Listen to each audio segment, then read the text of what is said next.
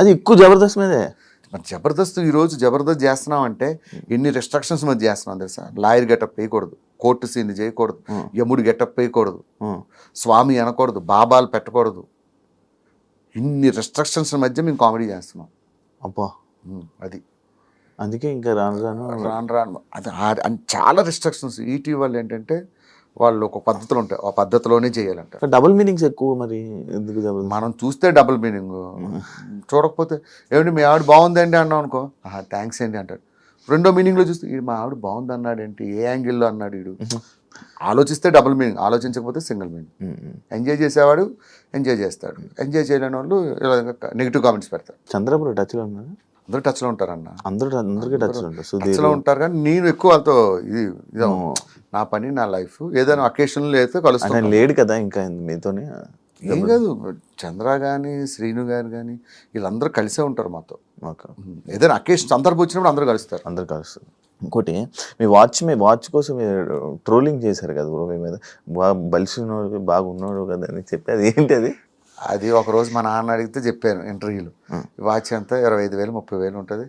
కింద కామెంట్లు పెడతారు కదా, ఇప్పుడు ఉన్నాయని బలిసి కొట్టుకుంటున్నాం, తర్వాత లేకపోతే ఏంటి పరిస్థితి. ఒకటి బ్రో, నువ్వు లేనప్పుడు ఎంజాయ్ చేయలేక, ఉన్నప్పుడు ఎంజాయ్ చేయకపోతే నీకు వేరే వాడికి పరిస్థితి ఏంది? నేను సికింద్రాబాద్ కొత్తలో హైదరాబాద్ వచ్చిన కొత్తలో 10 సార్లు తిరిగాను, నా వాచ్లని చూసాను. ఇప్పుడు కొనుక్కుందాం, ఏది రోడ్డు మీద వాచ్ కొనుక్కోవడానికి అంత ఆలోచించేవాడిని. సంపాదించిన తర్వాత కూడా నువ్వు అనుభవించకపోతే ఎందుకు చెప్పు? అలా అని నేను మాంసం తిన్నామని చెప్పి దుమ్ములు మెల్లేసుకుని తిరగమంటలే. నాకు నచ్చింది ఫలానా వాచ్ కొనుక్కుంటా. ఇప్పుడు నీ దగ్గర షూ చూసాను అనుకో, మా శివ షూ బాగుంది, నాకు అనిపించింది కొనుక్కుంటా అని అనిపిస్తా. అర్థమైందా? వేరే వాడు సంపాదించినాడు ఏమనుకుంటాడు పాపం, అనుభవించలేడు. నేనైతే లైఫ్ ఫుల్ ఎంజాయ్ చేస్తా. ఇది కొనుక్కోవాలనుకుంటే కొనుక్కుంటా, ఇది తినాలనుకుంటే తినేస్తా, ఎంజాయ్ చేస్తా. ఈ వాచ్ ఎంత? ఇది 45,000. 45,000? అరే, నాకు వాచ్లు అంటే చాలా ఇష్టం. దాదాపు ఇంట్లో ఒక 200-300 వాచ్లు ఉంటాయి. వాటి మీద ఎక్కువ పెడతావు బ్రో ఇన్వెస్ట్మెంట్? వాచ్లు అంటే చాలా ఇష్టం. నా స్కిట్స్లో చూడు, ఒక్కో స్కిట్లో ఒక వాచ్ ఉంటుంది. ఎన్ని వాచ్లు ఉంటాయి చిన్న కలెక్షన్? ఒక 300-400 ఉంటాయి, అన్ని హై. 300-400 వాచ్లు 5-6 కేసులు ఉంటాయి. ఇష్టం వాచ్లు అంటే. వాచ్లు ఏం ఫీల్ ఉంటుంది? నార్మల్ నాకు అర్థం కాదు, వాచ్లు ఏం ఫీల్ ఉంటుంది? ఒకడికి ఐశ్వర్య అంటే ఇష్టం, ఒకడికి షకీల్ అంటే ఇష్టం. నీకు ఐశ్వర్య ఇష్టం అని చెప్పేసి షకీలలో ఏం ఫీల్ ఉంటుంది అంటే నేనేం చెప్పను, ఇది నా ఇష్టం, నాకు నచ్చింది, ఎవడు ఫీల్ ఆడిది. అదే అంటే అంత ఇన్వెస్ట్మెంట్ అంటే వాచ్ల మీద 400-300 ఇన్వెస్ట్మెంట్ అంటే మామూలు విషయం. ఇన్వెస్ట్మెంట్ మనం వ్యాపారం చేస్తే దాని ఇన్వెస్ట్మెంట్. సారీ, దాని మీద అంత ఇన్వెస్ట్ చేసావు. ఫోన్లు ఇవే ఇట్లా అలా అని చెప్పి ఓన్లీ షూటింగ్ టైప్లోనే ఇలా ఏదైనా పిలిస్తే వేసుకోవడం. నార్మల్ వస్తే 3 టీ-షర్ట్లు ఉంటాయి, అవి వేసుకొని తిరుగుతా. ఎప్పుడు వాచ్లు పెట్టుకొని ఏమి పెట్టుకోను. మా వైఫ్ అంటది, ఎందుకు అన్ని వండుకున్నావు, ఒకటి పెట్టుకో చేయమంట. నేను స్క్రీన్ మీద సెలబ్రిటీ, ఎక్కడ సెలబ్రిటీలు కాదు. దీనికి డౌన్ టు ఎర్త్ పర్సన్, చాలా డౌన్ టు ఎర్త్ పర్సన్ అని అంటుంటారు కదా. డౌన్ టు ఎర్త్ పర్సన్ ఇలా బయట తిరుగుతుంటే టీ-షర్ట్లు వేసుకొని. అందుకే ఎక్కువ ముస్లిమ్స్ ఏరియాలో తిరుగుతా, అక్కడైతే అప్పుడు గుర్తుపడ్డా. మాట్లాడితే ఇక్కడికి వెళ్ళిపోతా, మల్లేపల్లి షోర్మాలు ఇవి తిని ఎంజాయ్ చేస్తా. నాదేంటంటే ఉండి ఎంజాయ్ చేయకపోతే, నేను చాలా మందిని చూశాను అబ్బా మా సెలబ్రిటీల్లో, కనీసం వాటర్ బాటిల్కి 20 రూపాయలు తీయడం చూసా, లక్షలు సంపాదించి వాటర్ బాటిల్కి. నిజంగా వాళ్ళతో పోల్చుకుంటే నేను కంపేర్ చాలా బెటరే. ఫుడ్ విషయంలో, బట్టల విషయంలో, వీటి విషయంలో అసలు కాంప్రమైజ్ అవ్వను. నచ్చింది కొనుక్కుంటే నచ్చింది తింటే. అలా అని దుబారా కాదు. 100కి 50 రూపాయలు అనుభవిస్తే 50 రూపాయలు సేవ్ చేసుకుంటా. అలా అని 100కు రూపాయి ఖర్చు పెట్టి 99 రూపాయలు సేవ్ చేసాం అనుకో, ఏదో రోజు నీకు పోతావు, లేకపోతే ఏ హాస్పిటల్ అడ్మిట్ అవుతావు, ఈ డబ్బంతా డాక్టర్లు దొబ్బుతారు. అప్పుడు మనం ఫీల్ అవుతాం చచ్చిపోయేటప్పుడు. 5 నిమిషాల ముందు డాక్టర్ 5 నిమిషాల్లో పోతారంటే, ఆ రోజు బావర్చిలో బిర్యానీ తిందాం అనుకున్నాను, డబ్బులు మిగిల్చుకుందాం తినలేని బాధపడాలి చచ్చేటప్పుడు. అదొద్దు. లైఫ్ దేవుడిచ్చిన షార్ట్ లైఫ్, నచ్చింది ఎంజాయ్ చేయడమే. అది ఎవడు చెప్పినా విన్నా, నాకు నచ్చినట్టు ఎంజాయ్ చేసేస్తా. స్కిట్లో బాగా లావు సన్నమయ్యావా బ్రో? బయట సన్నగానే ఉంటాను అబ్బా, టీవీలో ఎందుకు అట్లా లావు కనబడతానో అర్థం కాదు. అది బయటకు వెళ్తుంటే అడుగుతారు, ఏమయ్యా భాస్కర్ ఏమైనా జబ్బు చేసిందా నీకు అంటారు. ఏమైందమ్మా అంటే, టీవీలో అంత ఉంటావు, ఇక్కడ ఏం తింటున్నావు అంటారు. అది టీవీ వల్ల, కెమెరాస్ వల్ల. కెమెరాలు బాగానే ఉన్నారు, బాగానే ఉంటారు, బయట ఫిట్గానే ఉంటారు. 2 పాలసీ, లైఫ్ పాలసీ. రోజు ఈవినింగ్ 6 తర్వాత ప్రపంచంలో ఎవరు పిలిచిన అంటే ఈవెంట్ లేదా జిమ్, బయట జిమ్కి వెళ్ళిపోతా. జిమ్ అంటే కండల గిండలు ఏం చేయను, కార్డియో, ఇవి 2. తుఫాన్ వచ్చినా వెళ్ళిపోతా. మా ఆవిడ అడుగుతుంది ఎందుకు వెళ్తావు ఈ టైంలో, వర్షం వస్తుంది. రెండు అయితే బయటికి వెళ్ళి డబ్బులు సంపాదించాలా, లేకపోతే ఆరోగ్యం సంపాదించాలా. ఆరోగ్యం డబ్బు కన్నా విలువైంది, సో దానికి ఎక్కువ ఇంపార్టెన్స్ ఇస్తాం.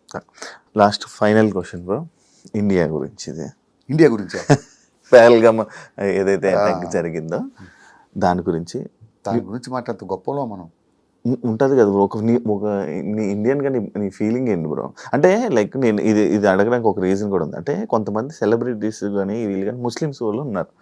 ముస్లిమ్స్ అంటే ఇప్పుడు ప్రతి ఒక్క ముస్లింని తిట్టడం జరుగుతుంది కొంతమంది. గుర్తుపెట్టుకో బ్రో, ఇండియాలో ఉన్న ప్రతి ముస్లిం ఇండియన్. మనం ఎవరో ఒక ఇద్దరు ఉంటారు చేరపురుగుడు. ఎక్కడ ఉంటారు? ముస్లిమ్స్లో ఉంటారా? హిందువుల్లో ఎదవలు లేరా? మన హిందువుల్లో కూడా 2-3 ఎదవలు ఉంటారు. ఎవరో ఇద్దరు కామెంట్లు పెట్టారు, ఇద్దరు అలా చేశారని అందరిని అనడం అనేది అది కరెక్ట్ కాదు.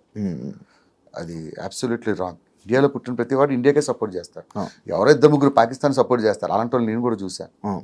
వాళ్ళని అనడం తప్పు. జరిగింది, వాళ్ళు చేసింది తప్పు, ఆ విషయం అందరికీ తెలుసు.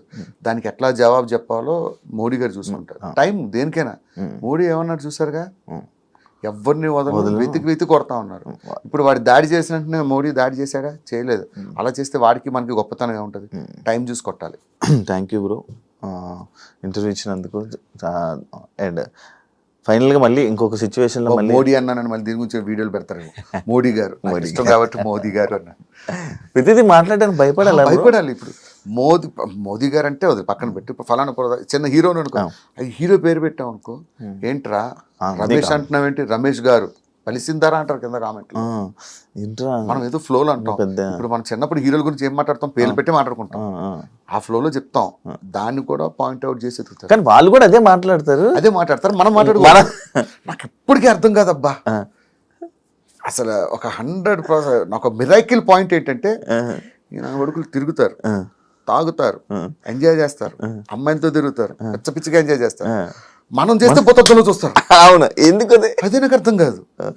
మీలాంటి మనుషులు ఇంట్లో అన్నం పప్పు అయితే తింటున్నాం, మా దాంట్లో కూడా తప్పులు చేసే వాళ్ళు ఉంటారు. దయచేసి వాళ్ళు మనుషులుగా చూడండి, సెలబ్రిటీలా చూడొద్దని చెప్తాం. ఇంకొకటి ఏం కామెంట్ చేస్తారంటే, మీరు సమాజానికి ఒక మార్గదర్శకులు అండి, మీరు ఎలాంటి పనులు ఎలా చేస్తారంటాడు. నువ్వు మాట ఇచ్చావు అట్లా ఉంటానని. ఏందోనబ్బా నాకు అర్థం కాదు అసలు. నిజంగా హారిబుల్. పొరపాటు నువ్వు ఏ అమ్మాయిని నీ గురించి ఏదైనా కంప్లైంట్ ఇచ్చి ఏదైనా చేసింది అనుకో, ఒకటి ఇంకా నీ గురించి పడుతుంటే జరిగింది అంతే, ఎంత రాస్తారు. అవును. Thank you so much bro, screen share చేసుకున్నందుకు. నీకు కూడా నా తరఫు నుంచి ఆల్ ది వెరీ బెస్ట్. ఇంకా ఫ్యూచర్లో మంచి పొజిషన్కి వెళ్ళాలి. కేవలం నువ్వంటే ఇష్టంతోనే నీకోసం వచ్చా. Thank you so much bro, thank you so much. అలాగే నేను మాట్లాడిన వాటిలో ఏమైనా తప్పులు ఉంటే క్షమించండి. డిస్క్లైమర్. నేను చెప్పింది నా opinion. Thank you so much. Thank you so much bro. ఇంకా మంచి సక్సెస్ అవ్వాలని, మంచిగా ఉండాలని, మంచి సంపాదించుకోవాలని, మంచి చూసుకోవాలని మీ ఫ్యామిలీని మనస్ఫూర్తిగా కోరుకుంటున్నాను. And all the best bro. All the best bro. నీకు కూడా థ్యాంక్ యూ సో మచ్. చూసారు కదా ఇంటర్వ్యూ. ఇంకో గెస్ట్తో మళ్ళీ మీ ముందు కలుస్తాను. అంతవరకు సీ.